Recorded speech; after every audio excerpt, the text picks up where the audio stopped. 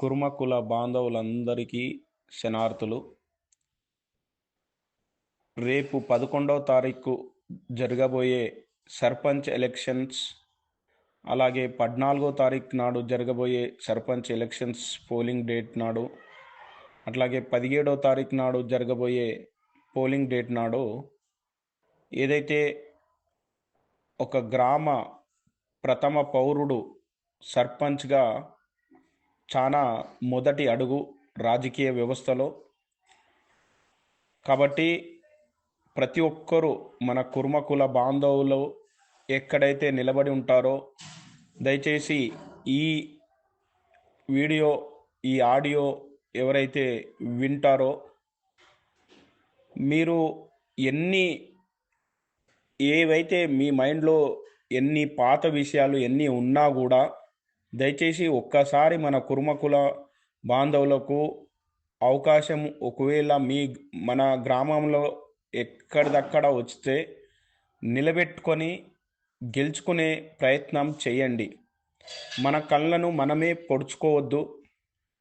ఎందుకు ఈ విషయం చెప్తున్నానంటే, గ్రామం యొక్క ప్రథమ పౌరుడు అన్నప్పుడు వచ్చిన అవకాశాన్ని సద్వినియోగం చేసుకోండి.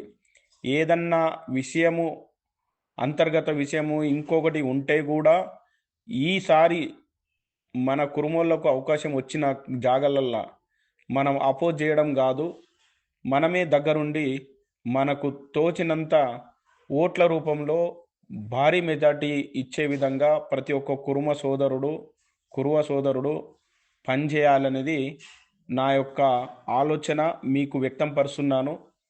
దయచేసి ప్రతి ఒక్కరు సహకరించుకోండి.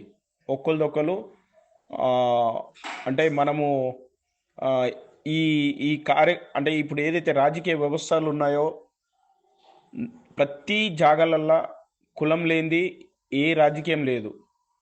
కాబట్టి మన వాళ్ళు ఏదైనా తప్పు చేసినా, ఏదైనా అనుకోకుండా జరిగినా, ఏ విషయం ఉన్నా కూడా ఈ ఓటు రూపంలో ఆ కసి తీర్చుకోవద్దు. ఓటు రూపంలో ఐక్యత చూయించుకోవాలి. ఓటు రూపంలో మనవాడికి ధైర్యం నింపాలి, ఆయనకు అండదండగా ఉండాలి అనేది గుర్తుపెట్టుకొని ప్రతి ఒక్కరూ గెలుపు దిశగా మద్దతుగా ఉంటారని ఆశిస్తున్నాను ఒక కుర్మకుల అభిమానిగా. ధన్యవాదాలు అందరికీ. చివరిగా శనార్థులు.